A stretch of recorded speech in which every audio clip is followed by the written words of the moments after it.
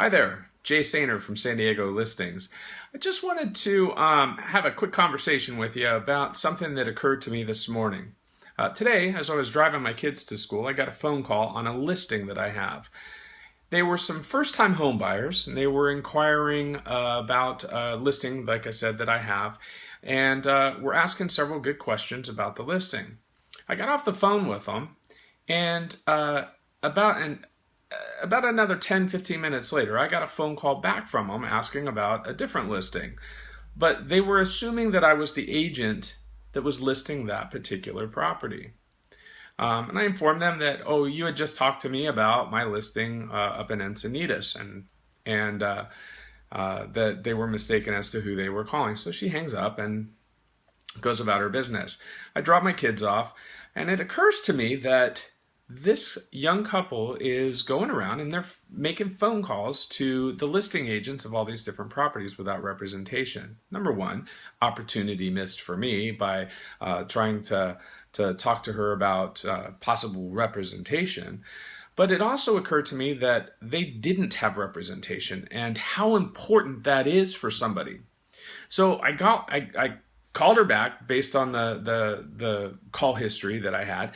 I call her back, I get her on the phone, and I said, let me ask you a question. Do you have somebody that's representing you? And she said, oh, we've got some friends that, we've got a couple of different friends that are real estate agents, and, they may represent us. We're just trying to figure out how to go about that.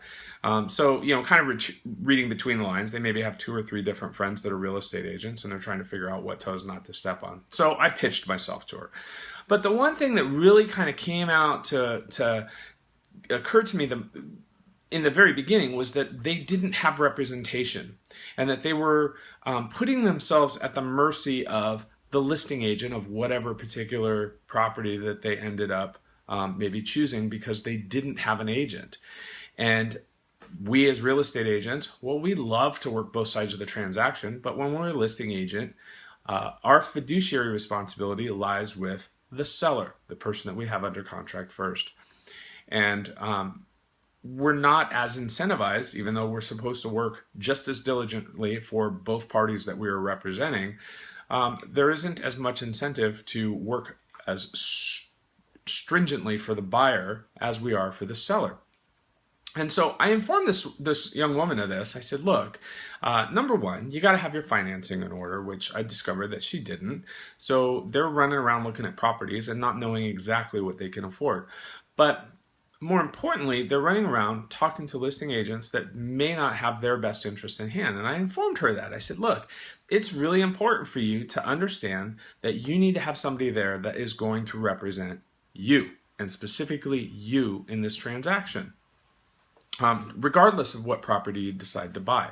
I also pitched myself and said, hey, I am the best agent that you can possibly work with because I am a stellar real estate agent.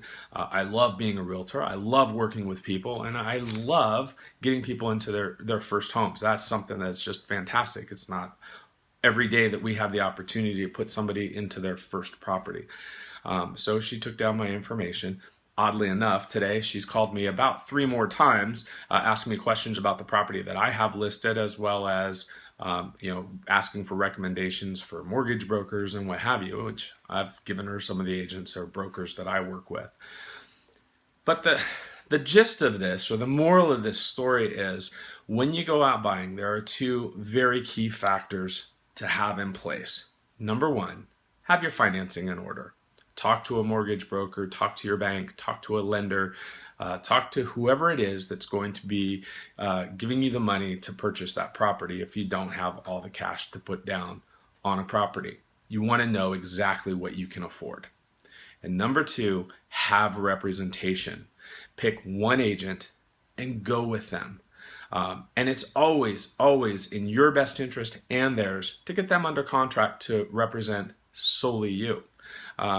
It's good for them because they know that you're not going to go out and write an offer with another agent some weekend or some day that they may not be available for whatever reason for a few hours. I've seen that happen time and time again in my years in this business.